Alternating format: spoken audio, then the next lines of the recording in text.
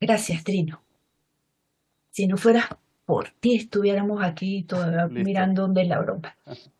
Ok, miren, fíjense, como comenzamos la clase pasada, siempre yo voy a tener esta lámina que es sobre la estructura normalizada de requisitos para la realización de un artículo.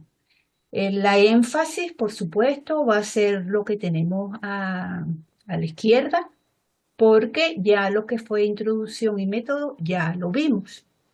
Ahora vamos a trabajar lo que serían los resultados. En el caso de los resultados, es bien importante que debo presentarlos de manera ordenada y debo utilizar tablas, figuras. En el manual de la UPEL hablan mucho de las figuras, pero las figuras no solamente tiene que ver como en el caso del cuantitativo, que son gráficos de sector, los histogramas, los de barra. También hablamos de figuras porque en cualitativo nosotros tenemos la tendencia de hacer Fotos organizadores gráficos. y fotos. También ponemos fotos, hacemos Tangram. Entonces, toda esa manera de cómo yo puedo hacer una representación para poder explicarme mejor a través de la escritura y de las figuras, igualmente se puede hacer en cualitativo y están dentro del término de la palabra figura. Bien, ahora tenemos lo que serían los resultados. Fíjense, ¿por qué tenemos colores negros y azul?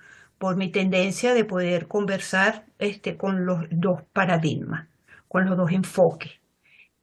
Porque aunque nosotros estemos en el doctorado de cultura, les puedo decir que la profesora que está invitada hoy, que se llama Carolina Leal, ella es egresada de nuestro doctorado, su investigación fue una investigación mixta. Tenía información desde lo cuantitativo y desde lo cualitativo. Entonces, la importancia de... Ya va que me están pidiendo para unirse. Ay, mira, Carlos pudo entrar. Entonces, por eso es mi tendencia de poder hablar de los dos términos. Fíjense, cuando nosotros vamos a hacer lo de los resultados, debemos siempre comenzar con una pequeña introducción describiendo en qué consiste ese apartado. No me interesa que lo definan por un autor de metodología, sino que con sus propias palabras puedan narrar qué es resultados para ustedes y cómo lo realizaron. Ahora bien, cuando estemos trabajando, en este caso el cualitativo, nosotros debemos tratar de agrupar por criterios, por categoría, porque debemos minimizar esa información que vamos a presentar. Cuando nosotros hablamos, por ejemplo, en el caso de las categorías, pero todo depende de la manera de cómo yo voy a abordar la investigación según el método, que ahorita vamos a hacer un repaso cortito. Entonces, yo sabré decir si voy a hablar con el término no, de categoría o tengo que utilizar otro término porque resulta que yo no estoy trabajando con teoría fundamentada, sino estoy trabajando con fenomenología. Y en fenomenología no se habla de categoría, por decirles algo. Puedo presentar tablas, como les dije anteriormente, un organizador gráfico, un diagrama de TAN, o puedo hacer matrices, que tiene que ver con lo cualitativo, y eso está incluido dentro de las figuras. Ahora, si yo voy a trabajar desde lo cuantitativo, entonces la tendencia es que siempre tengo que hacer lo que es la estadística descriptiva y luego es cuando yo voy a decir, por ejemplo, si voy a hacer un correlacional, si voy a trabajar con este, mm, la estadística que es media moda y mediana, y entonces cada uno de la manera de cómo yo voy a abordar desde la estadística, debo entonces indicarlo. Sin embargo, como les dije anteriormente, primero tengo que trabajar la parte descriptiva y después que yo hago los otros tipos de análisis. ¿Cómo hago mi representación? Lo hago con tablas y con figuras. En el caso de las figuras, están las de sector, histograma, de barra y de caja. La de caja es la que tiene los bigoticos. Yo no sé si ustedes vieron estadística en algún momento y se lo explicaron de esa manera. En maestría. En maestría. Ok, fíjense, tenemos el análisis narrativo.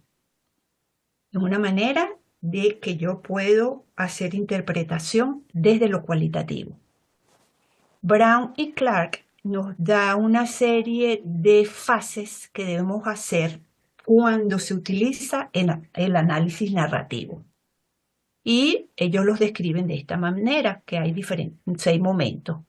Me debo familiarizar con la información, debo generar aspectos que son singulares, similares, debo buscar luego unidades de contenido, reviso mis unidades de contenido para poder definir el tema y más tarde producir el informe.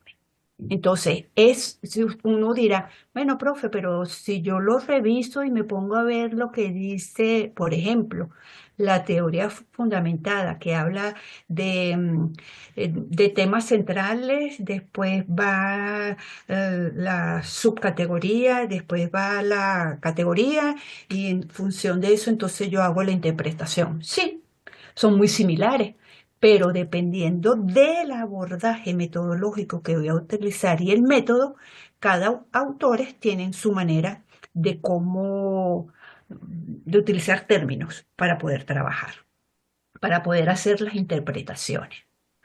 Fíjense, ahora tenemos, lo conocemos mucho, que es el método comparativo constante. Fíjense que solamente estoy hablando del método.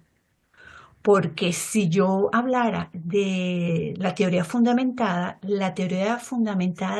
es toda una manera de cómo voy a trabajar. ¿Por qué? Porque ellos te hablan de saturación, ellos te hablan te hablan de la manera de cómo tienes que abordar, si lo quieres hacer con metáfora, etcétera, ¿verdad? En cambio, cuando yo digo que voy a utilizar el método comparativo constante, digo que mi investigación es interpretativa, pero voy a utilizar para hacer la interpretación y el análisis de los hallazgos es con el método comparativo constante. Entonces, Glaser y Strauss te habla de cómo debes hacerlo. Entonces, primero está la obtención de las notas. Ahorita van a ver una manera de cómo hacen la gente con Atlas T, que igualmente se utiliza para cualquier otro método que quieras aplicar, pero lo tengo en un ejemplo de fenomenología. Luego te habla de las categorías, te habla de los códigos. Los códigos son diferentes palabras claves que yo utilizo para poder identificar lo que la gente está repitiendo y lo que dice cosas similares y empiezo entonces a agruparlas. ¿Por qué? Porque yo tengo que conceptualizar. Y en la medida que yo conceptualice, entonces más tarde puedo teorizar. El método comparativo constante te pide un muestreo teórico. Entonces ustedes dirán, wow, pero ese término muestreo teórico suena como muy cuantitativo. Bueno, sí, la investigación cualitativa a veces hace uso de algunos términos que a veces los de cualitativa no se casan mucho con la terminología, pero no hay otra manera, o todavía no han inventado otra manera de cómo cambiar esos términos para que se suavicen, para que no sean tan enfáticos. Por lo general, cuando yo ya tengo formadas mis categorías y mis códigos,